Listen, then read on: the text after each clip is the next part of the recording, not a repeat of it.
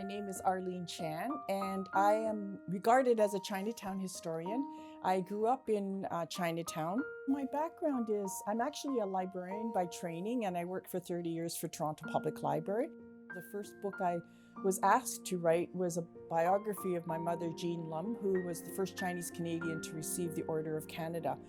And then from there, it kind of grew, and so now I've written 7 books about the history and culture and traditions of the Chinese in Canada and in Toronto. If I do run across people who remember Chinatown from the 60s and 70s, as I'm talking to them, it does not take more than a few connections, and I say, oh my gosh, we went to the same school, or we know the same people, or we went to the same restaurants.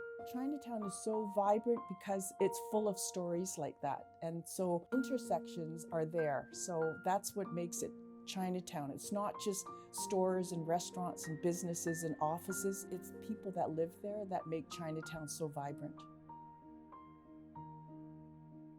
When you come to Chinatown, it's such a big open space because of Spadina being one of the widest streets in Toronto. And so when I look at the gateways that we have on the median that runs on Spadina Avenue, it shows the Chinese character for gateway if you look at it. And so for me, it shows that Chinatown welcomes people coming into Chinatown, and it's a two-way gateway so that people can come in and go out. That's what makes Chinatown so inviting and so welcoming.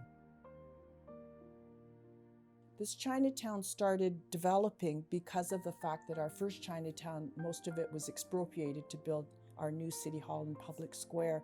When the Chinese community and businesses started moving along Dundas and settling in the Spadina and Dundas area, it wasn't until the 80s when we had an infusion of investment. So the Dragon City is one example of the kind of investment that was made that really made Chinatown even more attractive as a place to visit. And even the Chinatown Center, which is further down on Spadina, has a lot of history there going way, way back.